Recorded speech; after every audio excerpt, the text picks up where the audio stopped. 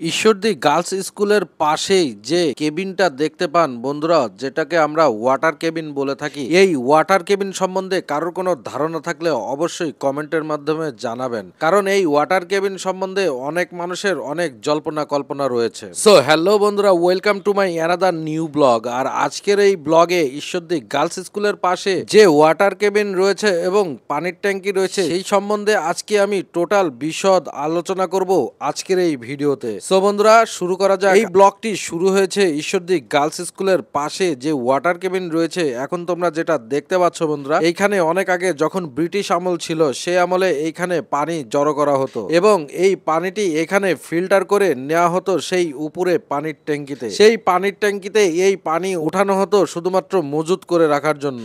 এই মজুত করা পানি যখন বিভিন্ন ট্রেন যাতায়াত করত তখন আমাদের ঈশ্বরদী স্টেশনে আপনারা দেখতে পান বিভিন্ন ট্রেনে এই পানিগুলা দেওয়া হয়। এখনো রয়েছে সেই সিস্টেম, যা ঈশ্বরদী রেলওয়ে স্টেশনে কোনো ট্রেন আসলেই অবশ্যই তারা পানির ট্যাঙ্কি ভরে নেয়। আর এই পানিগুলো সাপ্লাই দেয় ঈশ্বরদী স্টেশনের আশপাশের বিভিন্ন সাইডের এই পানির ট্যাঙ্কি থেকেই। যেহেতু এই গুরুত্বপূর্ণ কাজটি ঈশ্বরদী স্টেশনে করা হয়, তাই ঈশ্বরদী স্টেশনের আশপাশে কয়েকটি পানির ট্যাঙ্কি করা হয়েছিল সেই ব্রিটিশ আমলে। আর এখনো কিছু পানির ট্যাঙ্কি রয়েছে যা কার্যত রয়েছে। এই সকল পানির ট্যাঙ্কিতে পানি ওঠার প্রধান শর্ত ছিল পানিগুলোকে আগে এক জায়গায় করে ফিল্টার করে পরিষ্কার করে তারপরে পানির ট্যাঙ্কিতে উঠতো এবং সেখানেই পানিগুলো মজুদ থাকতো। তো যাই হোক বন্ধুরা, এখন স্ক্রিনে যে ঘরটি দেখতে পাচ্ছেন এইটাই সেই কেবিন ঘর। আর এইখানে এই কেবিন ঘর নিয়ে আমাদের ঈশ্বরদীতে নানা জল্পনা কল্পনা রয়েছে। অনেক মানুষ বলতো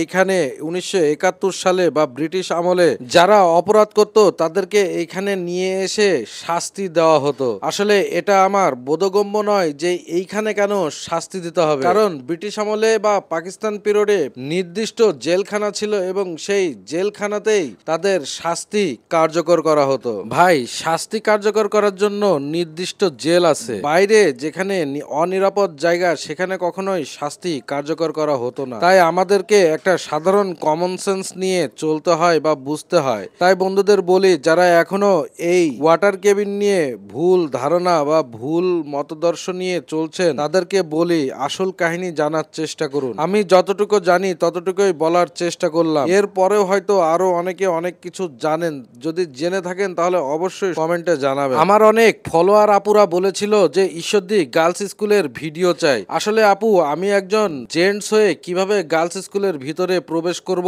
স্কুল চলাকালীন অবস্থায়, যে কারণে স্কুলের ভিডিওটি বাইরে থেকে দিতে হলো। যাই হোক বন্ধুরা, ভিডিওটি আর বড় করব না, আজকে এ পর্যন্তই। সামনে নতুন কোনো ভিডিও নিয়ে আপনাদের মাঝে আবারও ফিরে চলে আসবো। সে পর্যন্ত ভালো থাকবেন, সুস্থ থাকবেন। আমার এই ভিডিওটি ভালো লাগলে অবশ্যই শেয়ার করে দেবেন। আসসালামু আলাইকুম।